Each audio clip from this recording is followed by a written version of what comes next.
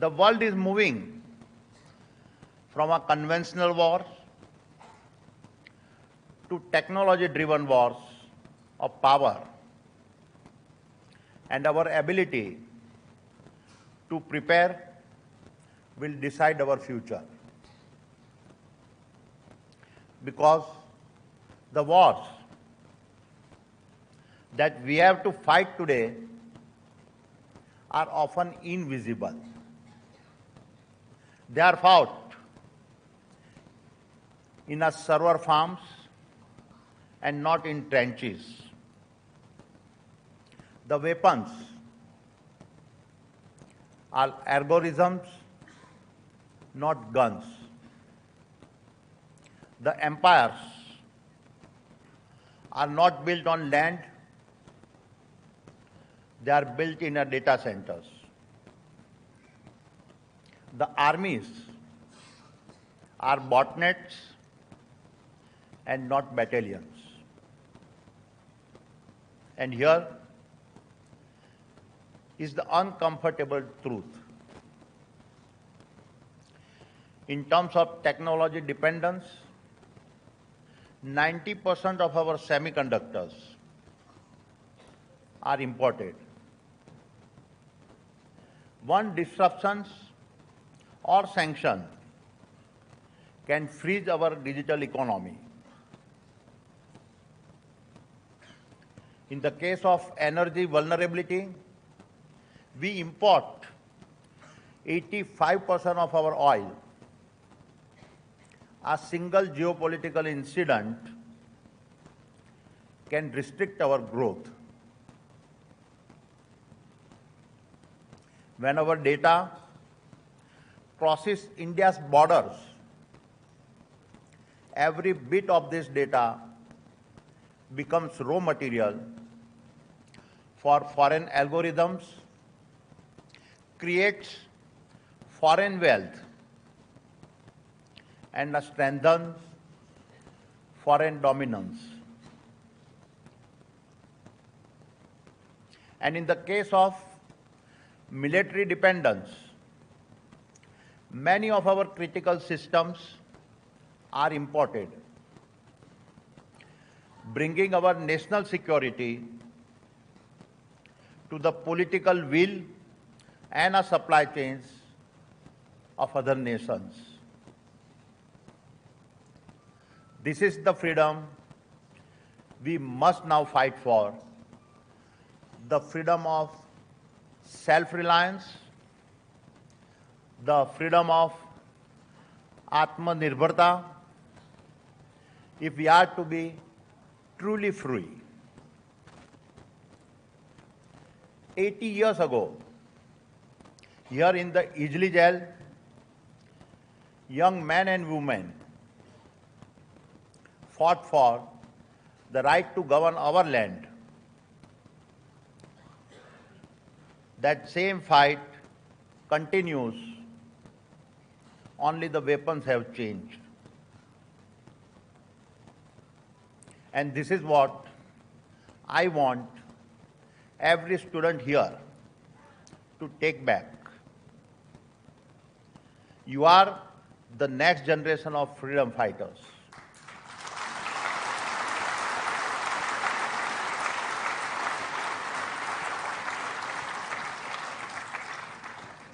Your innovations, your software code, and your ideas are today's weapons. You will decide whether India takes command of its need or surrenders it to others. क्योंकि स्वतंत्रता केवल एक घटना नहीं, यह एक निरंतर लड़ाई है और इस लड़ाई की अंतिम विजय तभी होगी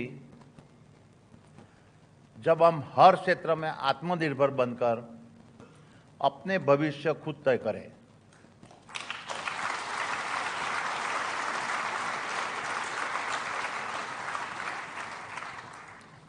My dear friends, I have been an entrepreneur since the age of 16.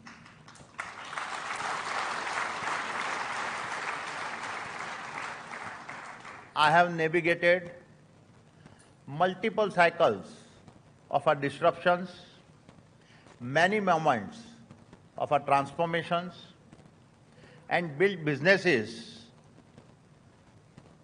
through both crisis and opportunity. But I can tell you with absolute convictions that the age of transformations now unfolding before us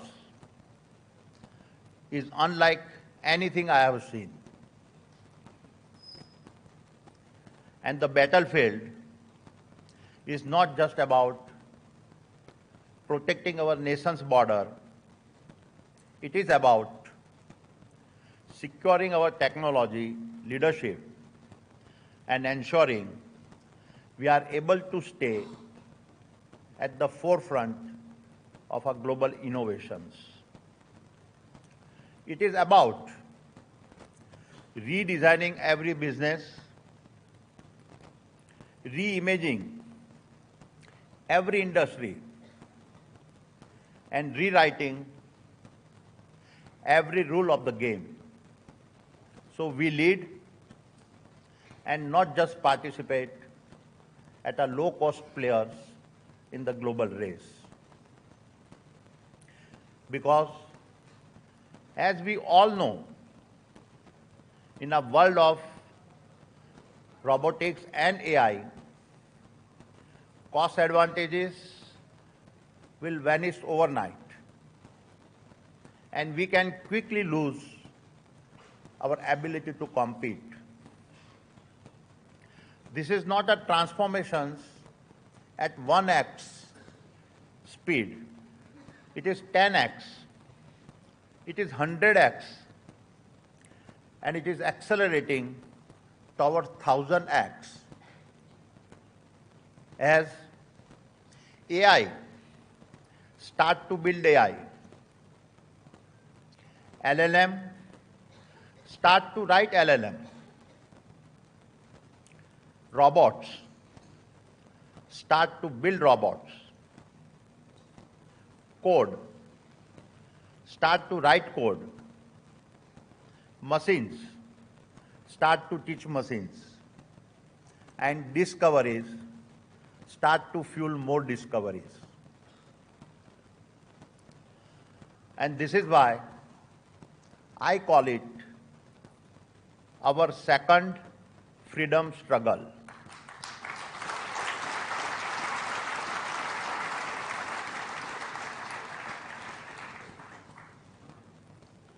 The world has never seen an industrial and intelligence revolutions of this scale. Here is what I can tell you. Tomorrow's trillion-dollar value disruptors will bend others to their will. And some of them will go on to dominate the world like no company has ever done before. Companies will become more powerful than any nations, many nations. And over the next decade, several companies that today seem unbeatable will vanish. They will disappear, not because they lacked resources, but because they could simply not compete at the pace and scale needed. And I will say that same stands true for our educational institutions. Because the educational institutions too must transform. They must move at the speed of change, drive cutting-edge research, and yet to be accountable the real-world impact. This is no longer about producing brilliant graduates. It is about producing brilliant patriots.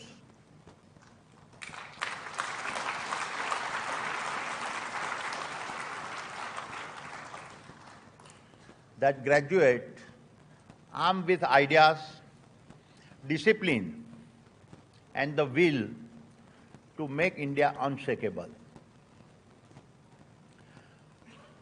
The brutal truth is when knowledge is a commodity, when skills can be downloaded, and when AI can crack engineering problems in seconds, we must ask, what is the future value of an engineering or technical degree? How should we prepare? Because the lifespan of a technical knowledge has collapsed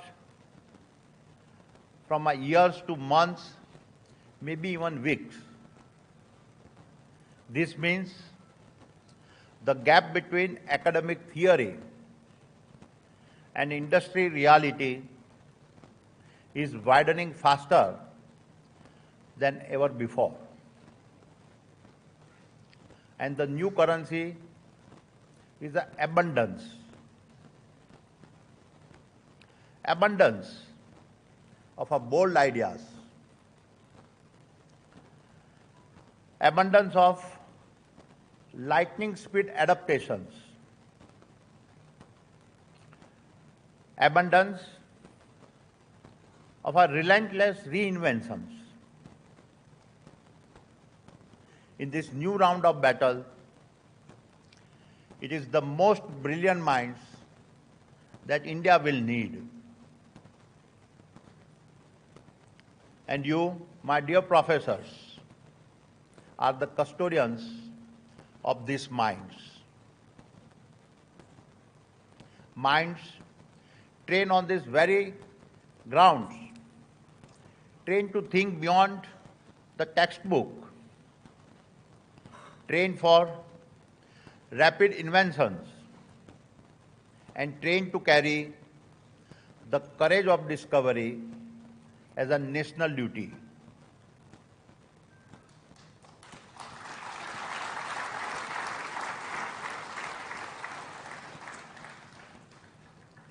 While this is not a call to give up the heritage of our top institutions, it is indeed a call for designing a different future before it is too late.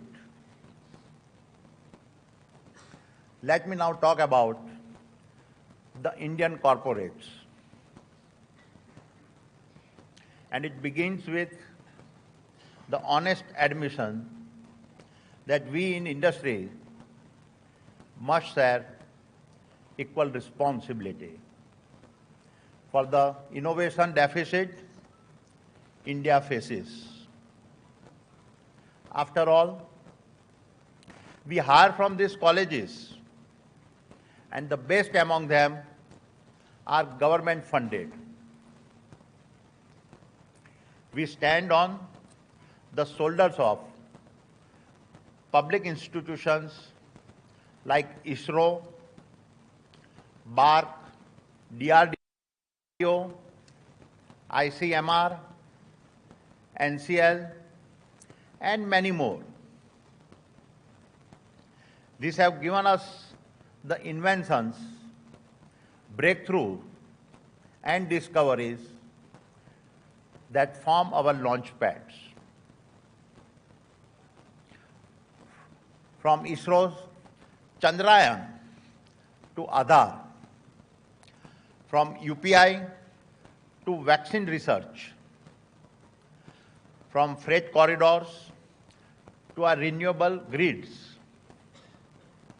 it is worth reflecting that it is the government that has built the foundation of our modern economy.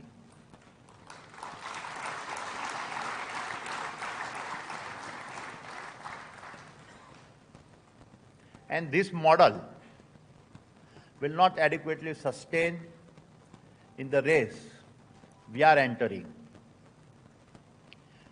If India is to lead in the age of transformative technologies like advanced materials, biotechnology, deep tech, and many others, we must carry our share of the nation's innovations burden. Translated not into marketing slogans, but into the budget allocations, world-class laboratories, and risk capital.